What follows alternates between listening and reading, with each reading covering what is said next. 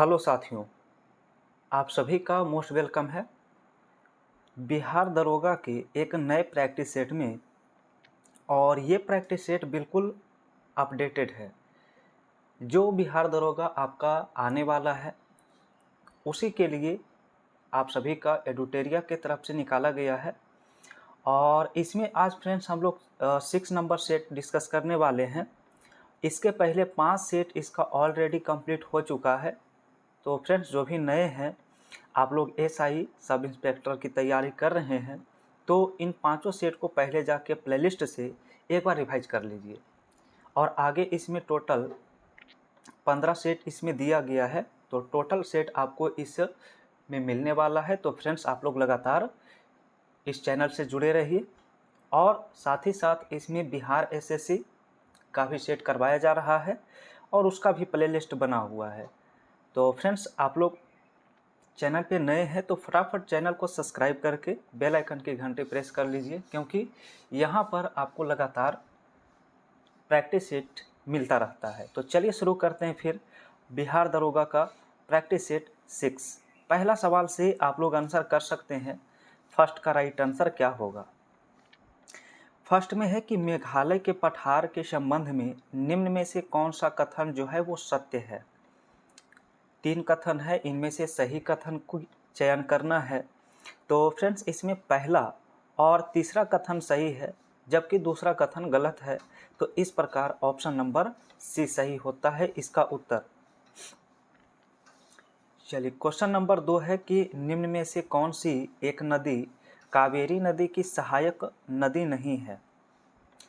कावेरी की सहायक नदी जो नहीं है तो इंद्रावती इसमें नहीं होता है, बाकी इसकी सहायक नदियां हैं। नेक्स्ट है 3, भारत के उत्तर पश्चिमी मैदान में पश्चिमी विक्षोभ से जाड़े में होने वाली वर्षा की मात्रा क्रमशः कम हो जाती है। तो अब इसका बताना है कौन सा ऑप्शन सही है। तो ऑप्शन इसका बी सही होता है, याद रखिए, पश्चिम से पूर्व की ओर। नेक्स्ट सवाल 4 है, कहा है निम्न में से कथन पर विचार करिए और कौन सा सही है ये बताना है। 4 नंबर सवाल में तो फ्रेंड्स पहला, दूसरा और तीसरा तीनों के तीनों सही है, यानी ऑल इसका उत्तर होगा। ऑप्शन नंबर डी करेंगे। नेक्स्ट क्वेश्चन 5 है, इनमें से कौन सा औद्योगिक क्षेत्र बंदरगाह सुविधाओं, सस्ते कुशल और अकुशल श्रम, सस्ता भूमि और पेट्रोलियम, तापीय तथा नाभिकीय विद्युत स्टेशन की निकटता की उपलब्धता के कारण विकसित हुआ है। 5 का आंसर याद रखिए, ये है अहमदाबाद बड़ोदरा औद्योगिक क्षेत्र। बी ऑप्शन उत्तर सही होगा। नेक्स्ट है 6 में, कहा है निम्नलिखित पहाड़ी जनजातियों को पश्चिम से पूर्व की ओर सही क्रम में व्यवस्थित करिए। तो पश्चिम से पूर्व चलते हैं यहाँ पर, ठीक है। तो फ्रेंड्स यहाँ पर गारो, खासी, जयंतिया और नागा पहाड़ियाँ सजाना होगा। 6 का ऑप्शन सी इसका सही होगा। आगे क्वेश्चन नंबर 7 से चलते हैं। देखिए क्या दिया है, दिन और रात की अवधि से संबंधित निम्नलिखित कथन में कौन सा कथन इसमें सही है बताइए। पहला कथन है भूमध्य रेखा के निकट अंतर न्यूनतम होता है और उससे दूर जाते हुए अंतर बढ़ता जाता है। तो यानी पहला कथन बिल्कुल सही लिखा गया। नेक्स्ट सवाल है, कहा है निम्न में से कौन सा देश का समूह इजराइल के साथ सीमा साझा करता है। तो इजराइल के साथ लेबनान, सीरिया, जॉर्डन और मिस्र ये साझा करते हैं। तो 8 का आंसर ए होगा। क्वेश्चन नंबर 9 का आंसर बताना है, जिसमें सूची 1 और सूची 2 दिया गया है, ठीक है। सूची 1 और सूची 2 में कौन सा सही है। तो फ्रेंड्स इसमें ऑप्शन बी बिल्कुल सही होगा, यानी कि बिल्कुल सामने सामने सब मैच कर रहा है, बिल्कुल सामने, ठीक है। चलिए क्वेश्चन नंबर नेक्स्ट आएगा 10। लिखा है वायुमंडल की निम्नलिखित संघटक गैसों पर विचार करिए और इनमें से कौन सा उत्तर सही होगा ये बताना है। तो 10 का यहाँ पर का आयतन की प्रतिशतता के हिसाब से उपयुक्त गैसों का सही अवरोही क्रम सजाइए। तो ऑप्शन बी बिल्कुल यहाँ पर आंसर राइट होता है। अगला सवाल 11 से करना है। 11 में सूची 1 और सूची 2 दिया है, तो इसे मिलाने पर कौन सा उत्तर सही होगा। तो 11 में option number D right answer बिल्कुल है, 23-14 इसका उत्तर होगा। अगला सवाल 12 है, ये भी देखिए यहाँ पर मैच करना है, तो 12 में भी मैच करके बताना है कौन सा उत्तर होगा। एक तरफ देश है तो दूसरी तरफ राजधानी है, तो यहाँ पर ऑप्शन बी बिल्कुल सही आंसर होगा। ठीक है, तो ऑप्शन बी राइट होता है। अगला सवाल है, क्वेश्चन नंबर नेक्स्ट होगा। तो फ्रेंड्स यहाँ पर एक सेकेंड, 12 नंबर सवाल थोड़ा सा इम्प्रूव करना होगा, क्योंकि 12 का उत्तर बी नहीं ऑप्शन ए आपका राइट आंसर होगा।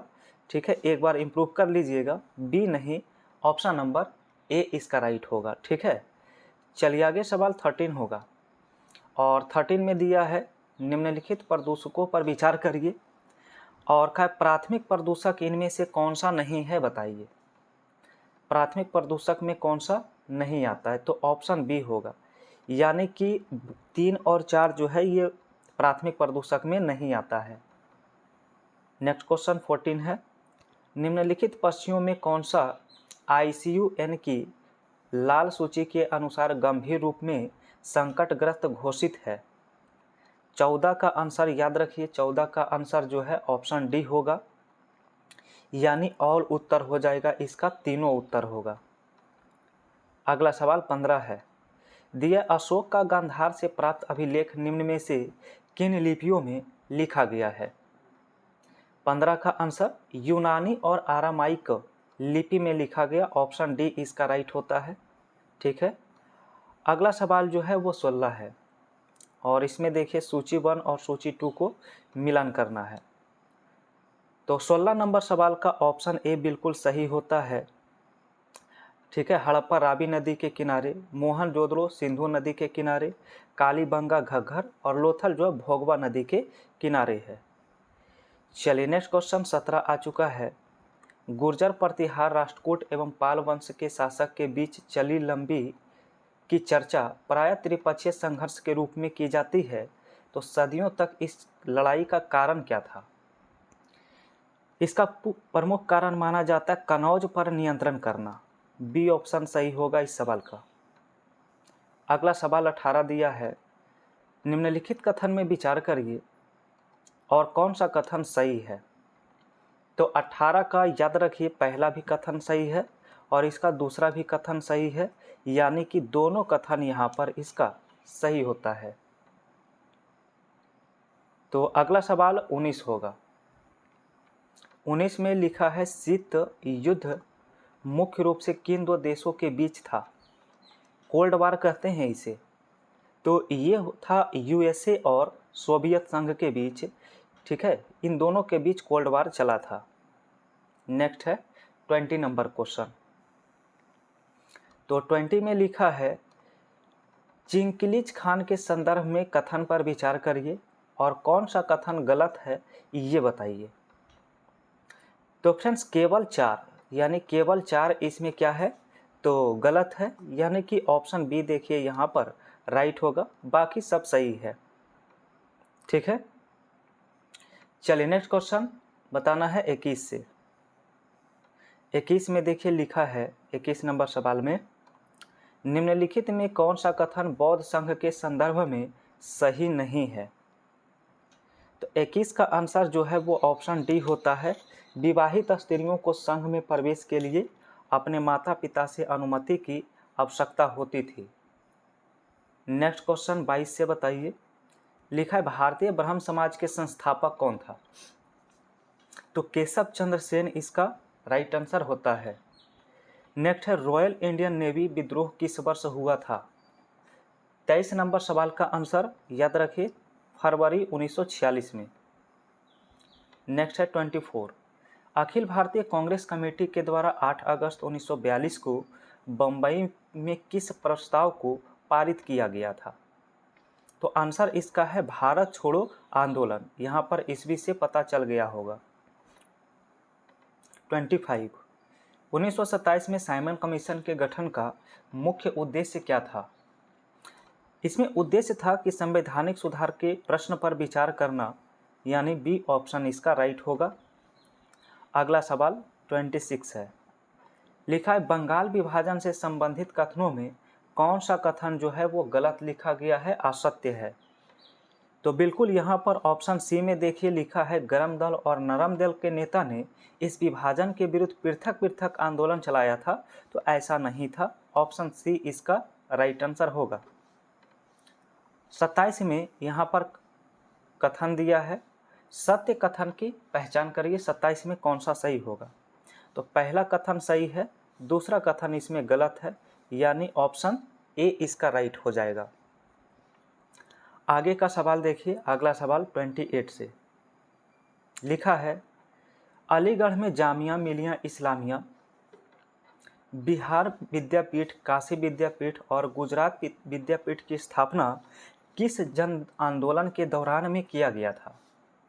तो ये था असहयोग आंदोलन के दौरान, ऑप्शन बी होगा। नेक्स्ट है तीस्ता प्रहार अभ्यास 2025 का आयोजन भारतीय सेना द्वारा कहाँ किया गया। तीस्ता प्रहार, तो 29 का आंसर जो है ऑप्शन बी होगा, पश्चिम बंगाल में। नेक्स्ट है रेखा गुप्ता दिल्ली की नई मुख्यमंत्री बन गई हैं, वे इस पद पर आसीन होने वाली कौन सी महिला मुख्यमंत्री बनी है, कैमे क्रम की। तो फ्रेंड्स यहाँ पर आंसर होगा सी, चौथे क्रम की। नेक्स्ट है लिखा है लौह अयस्क के उत्पादन में विश्व में प्रथम स्थान किस देश का है। तो इसमें ऑस्ट्रेलिया, देखिए वर्तमान में यहाँ पर ऑस्ट्रेलिया है, ऑप्शन बी होगा। नेक्स्ट क्वेश्चन लिखा है कि प्रत्येक वर्ष 5 जून को विश्व पर्यावरण दिवस मनाया जाता है, तो विश्व पर्यावरण दिवस 2025 का थीम क्या है। तो इसका थीम है प्लास्टिक प्रदूषण को समाप्त करना, ऑप्शन बी है। नेक्स्ट सवाल लिखा है गेंदा फूल विकास योजना शुरुआत किस राज्य या केंद्र शासित प्रदेश के द्वारा जो है शुरू किया गया। आंसर याद रखना है, अपना बिहार इसका उत्तर है, ऑप्शन सी होगा। नेक्स्ट है वित्तीय वर्ष 2025-26 के लिए विश्व बैंक के द्वारा भारत की जीडीपी वृद्धि दर का अनुमान बताइए कितना है जीडीपी का। 34 का आंसर होगा 6.3%, ऑप्शन सी। नेक्स्ट है हाल ही में वक्फ संपत्ति रजिस्ट्रेशन के लिए किस पोर्टल को लॉन्च किया गया है। तो ये काफ़ी चर्चा में रहा था, ऑप्शन ए होगा उम्मीद पोर्टल, ठीक है। नेक्स्ट है 36, कहा है भारत की सबसे बड़ी जलवायु घड़ी कहाँ लगाया गया है, 36 का आंसर। तो ये भारत की राजधानी नई दिल्ली में लगाया गया है, ऑप्शन ए राइट होगा। नेक्स्ट है 37, कहा गया है UNFPA विश्व जनसंख्या रिपोर्ट 2025 के अनुसार विश्व का सर्वाधिक जनसंख्या वाला देश कौन सा बन गया है 2025 में, बताइए। 37 का आंसर देखिए चीन को पीछे कर भारत इसमें पहला स्थान हासिल कर लिया है। अगला सवाल जो है 38, तो 38 में कहा है एयर इंडिया द्वारा संचालित लंदन जाने वाला बोइंग ड्रीम लाइन विमान जो अहमदाबाद में दुर्घटनाग्रस्त हो गई, इस विमान का नाम क्या था। देखिए ये तो बहुत ही दर्दनाक यानी दुर्घटना था, जिसमें बहुत सारे लोगों की मृत्यु हो गई थी, और इसका आंसर जो है ऑप्शन ए है बोइंग 787-8। नेक्स्ट है 39, लिखा है कि ई वोटिंग के माध्यम से देश में चुनाव कराने वाला पहला राज्य कौन था। तो बताना है यहाँ पर आंसर 40 का। तो 39 का आंसर जो है याद रखिए ऑप्शन बी होता है बिहार। बिहार यहाँ पर क्या है, इसका राइट आंसर है, ठीक है। इसके बाद 40 दिया है कि हाल ही में जारी ग्लोबल जेंडर गैप इंडेक्स 2025 में भारत कैवें स्थान पर रहा है। तो इसका आंसर होता है 131वां। नेक्स्ट क्वेश्चन 41 से देखिए, भारत में ईरान से भारतीय नागरिकों को निकालने के लिए कौन सा ऑपरेशन जो है वो शुरू किया गया। कौन सा ऑपरेशन शुरू किया गया है, तो ऑपरेशन सिंधु।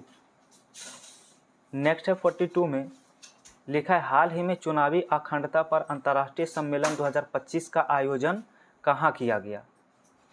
तो इसका आयोजन स्वीडन में किया गया है, ऑप्शन नंबर ए होगा। अगला है, हाल ही में भारतीय सेना बेड़े में किस पनडुब्बी रोधी युद्धपोत को शामिल किया गया है? 43 का आंसर बताना है, क्या होगा? तो याद रखिए INS अनारला इसका उत्तर होता है। नेक्स्ट है 44, हाल ही में केंद्रीय बजट में घोषित उस योजना का नाम क्या है जिसका उद्देश्य 100 जिलों के किसान समर्थन प्रदान करना है? तो आंसर इसका होता है प्रधानमंत्री धन धान्य कृषि योजना।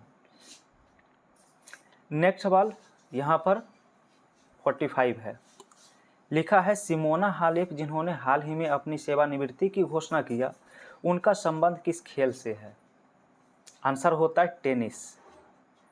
नेक्स्ट है 46 में, PM अजय योजना प्राथमिक उद्देश्य क्या है? अजय योजना का आंसर होता है गरीबी को कम करना और अनुसूचित जातियों की सामाजिक और आर्थिक स्थिति में सुधार करना।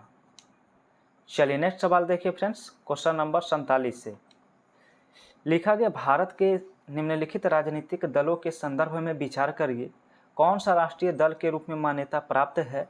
इसका आप लोग आंसर करिए। तो केवल यहाँ पर ऑप्शन ए आपका राइट होगा, यानी कि बहुजन समाजवादी पार्टी 47 का आंसर ए होगा।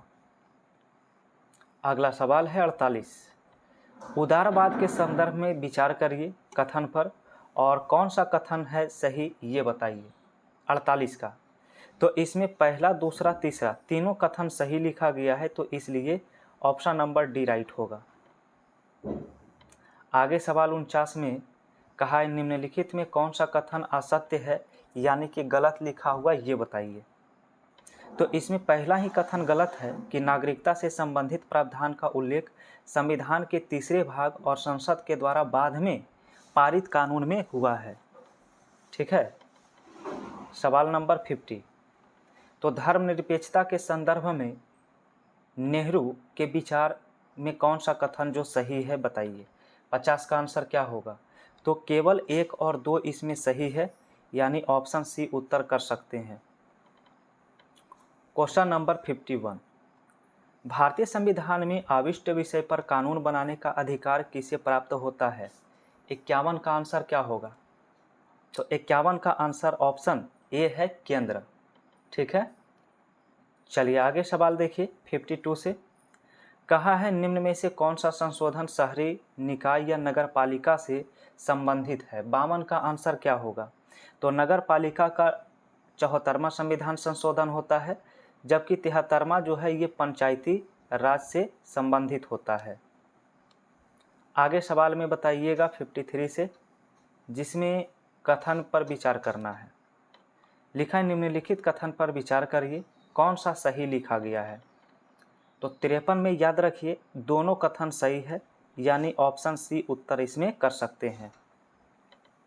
अगला सवाल है 54, तो लिखा है संविधान की उद्देशिका में प्रयुक्त निम्नलिखित शब्दों का सही क्रम में व्यवस्थित करिए। 54 का आंसर, तो 54 का आंसर यहाँ पर बी आपका करेक्ट आंसर होगा। ठीक है। चलिए नेक्स्ट क्वेश्चन आएगा, बताइएगा 55 से। 55 में कहा है कि कथन दिया है, इनमें से असत्य कथन बताइए कौन सा है संविधान सभा के गठन के बारे में। तो इसमें ना तो 1 ना ही 2 यहाँ पर उत्तर होगा, यानी ऑप्शन नंबर डी होता है, इनमें से कोई भी असत्य कथन नहीं है। अगला सवाल है क्वेश्चन नंबर 56,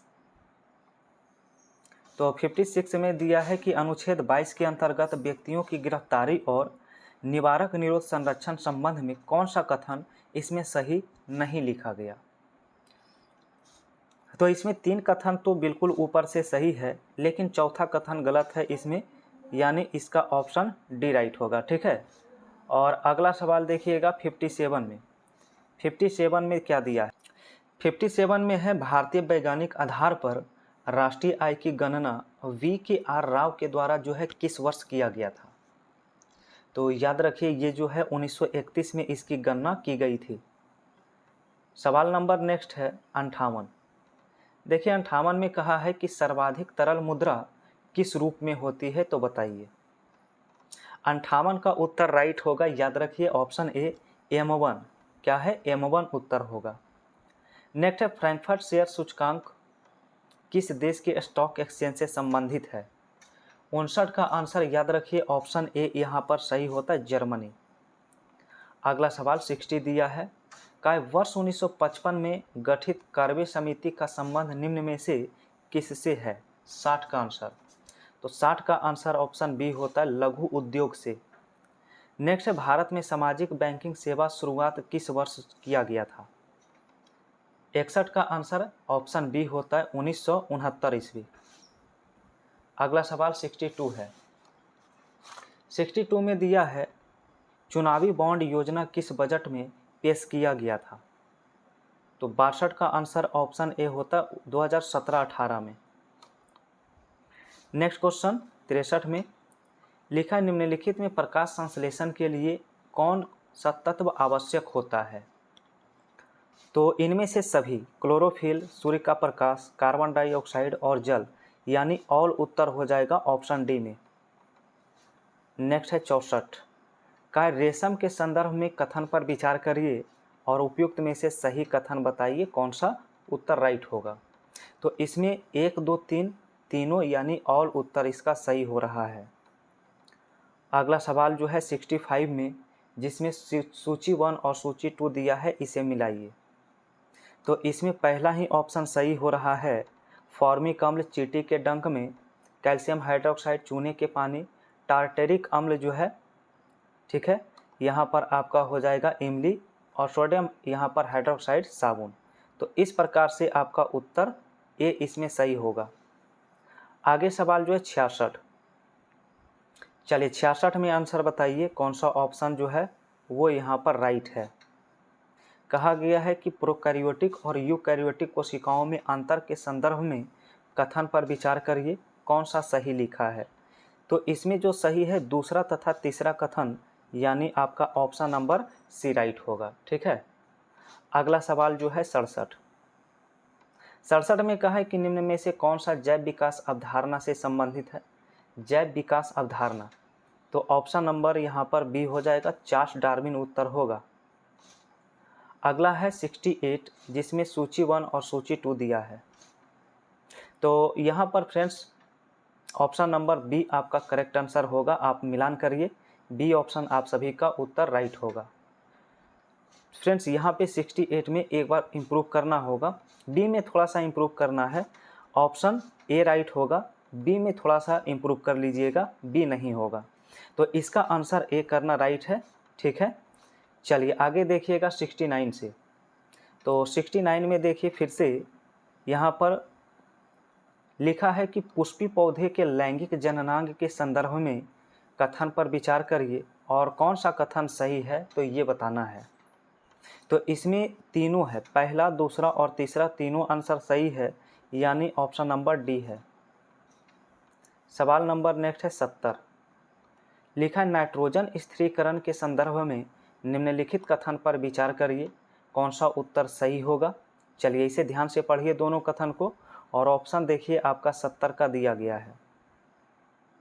70 का ऑप्शन बी होगा, यानी केवल दूसरा कथन।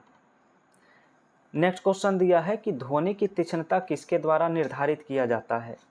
ध्वनि की तीक्ष्णता, तो आंसर होता है ध्वनि की आवृत्ति पर।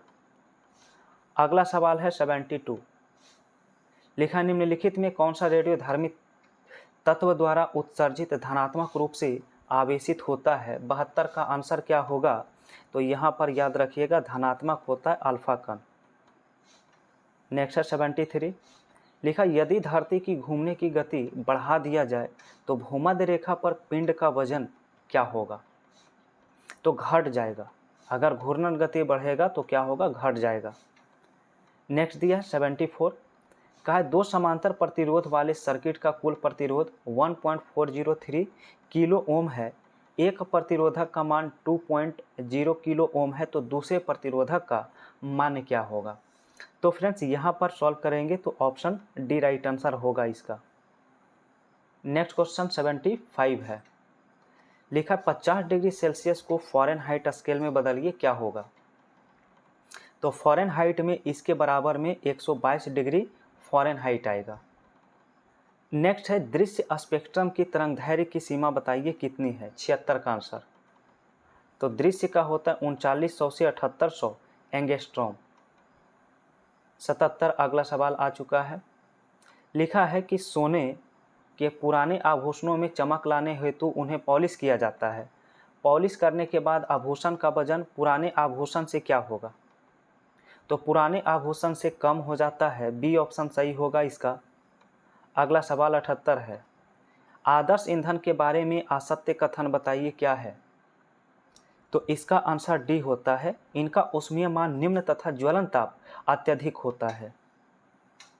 नेक्स्ट है 79 में लिखा है कि जब कमरे में किसी छोटे छिद्र से प्रकाश की किरण आती है तो कमरे की धूल और कार्बन कणों द्वारा फैला दी जाती है, जिससे किरण का मार्ग दिखाई देता है।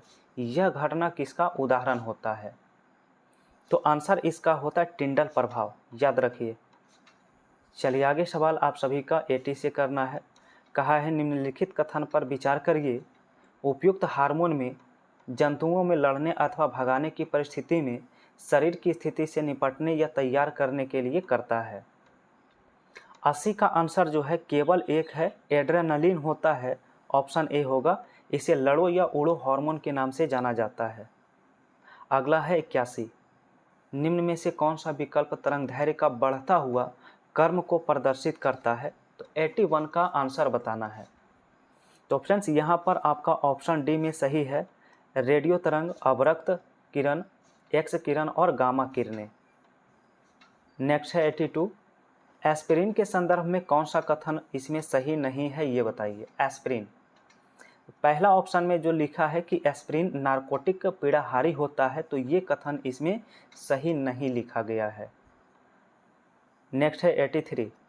शांति निकेतन को किस वर्ष यूनेस्को के विश्व धरोहर सूची में जो है शामिल किया गया? तो 83 का आंसर याद रखिए 2023 इसका आंसर होगा। नेक्स्ट है पहाड़ का पर्यायवाची शब्द बताइए क्या है? पहाड़ का आंसर होता है भूधर। क्या है? भूधर होता है। नेक्स्ट दिया है 85। लिखा है Jofra Archer the England fast bowler is than accurate. तो 85 का आंसर क्या होगा? यहाँ पर मोर फास्ट लिखना होगा। क्या लिखना है? मोर फास्ट। नेक्स्ट है 86 में राष्ट्रीय एड्स नियंत्रण कार्यक्रम की शुरुआत किस वर्ष किया गया था? तो ये 1992 में शुरू हुआ है। आंसर ए हो जाएगा। अगला सवाल जो है 87 का सुपर कंडक्टर के आविष्कारक निम्न में से कौन है? आंसर होगा ए, यानी कि एच कैमरलिंग। नेक्स्ट सवाल में है हे राम तुम कहाँ हो, वाक्य में कौन सा कारक है बताइए। तो यहाँ पर संबोधन कारक है, हे राम यहाँ पर संबोधन कारक में आएगा। नेक्स्ट कहा है कि formally put an end a system practice और institution select appropriate one word substitution. तो 89 का आंसर जो है एबोलिश करना होता है। एबोलिश यहाँ पर उत्तर होता है। एबोलिश का मतलब होता है समाप्त करना, रद्द करना। ठीक है ना। अगला सवाल 90 है। निम्नलिखित में कौन सा वाक्य जो है वो अशुद्ध रूप से लिखा गया है? तो पहला ऑप्शन सही होगा, मुझे भारी दुख हुआ। ठीक है, चलिए आगे सवाल आएगा फ्रेंड्स। और आपका अगला सवाल जो है 91 है। तो लिखा गया निम्न में से किस खेल में बंकर तथा मैलेट शब्द संबंधित है? बंकर बहुत बार पूछा गया है, तो पोलो यहाँ पर आंसर होगा। और पोलो में कितने प्लेयर्स होते हैं? तो 4 प्लेयर। नेक्स्ट है 92। आर्थिक सहयोग और विकास संगठन का मुख्यालय कहाँ स्थित होता है? तो यहाँ पर 92 में याद रखिए पेरिस इसका आंसर राइट होगा। नेक्स्ट दिया है 93 में राष्ट्रीय ग्रामीण रोजगार गारंटी अधिनियम कब पारित किया गया था? तो 93 का आंसर याद रखना है 5 सितंबर 2005 को ये अधिनियम पारित हुआ। नेक्स्ट दिया है कि रेड क्रॉस को किस वर्ष शांति के नोबेल पुरस्कार से सम्मानित नहीं किया गया है? 94 का आंसर। तो इनमें से ऑप्शन डी होगा, 1972 में सम्मानित नहीं हुआ है, तो आंसर डी होगा। नेक्स्ट है 95। तो देखिए यहाँ पर आपका मैथ्स और रीजनिंग का आंसर आप लोग खुद से यहाँ सॉल्व कर लीजिएगा। आंसर यहाँ मार्क कर देते हैं आप सभी का। 95 का सॉल्व करेंगे तो ऑप्शन डी आपका उत्तर आएगा। 96 सॉल्व करते हैं तो आपका ऑप्शन बी राइट आएगा 600। 97 सॉल्व करते हैं तो ऑप्शन डी 23 उत्तर आएगा। और यहाँ पर 98 जो दिया है तो इसे सॉल्व करने पर आपका ऑप्शन डी इसमें राइट होगा। इसके बाद 99 है तो 99 का आंसर जो है फ्रेंड्स ऑप्शन नंबर ए हो जाएगा। और 100 नंबर सवाल अगर आप सॉल्व करते हैं तो इसका आंसर ए आ जाएगा। तो फ्रेंड्स ये था बिहार एसआई का कंप्लीट सेट। 6 नंबर सेट आपका कंप्लीट हो चुका है। कल आपका सेट नंबर 7 आएगा। तो चैनल पे जो भी नए हैं तो फटाफट चैनल को सब्सक्राइब करिए, बेल आइकन की घंटी प्रेस कर लीजिए ताकि नोटिफिकेशन आप तक समय पर पहुंचता रहे। और फ्रेंड्स अगर वीडियो आप सभी को पसंद आया होगा तो वीडियो को लाइक और चैनल पर नए हैं तो सब्सक्राइब करके वीडियो को शेयर करिए। तो मिलते हैं कल के एक नए वीडियो में नए सेट में।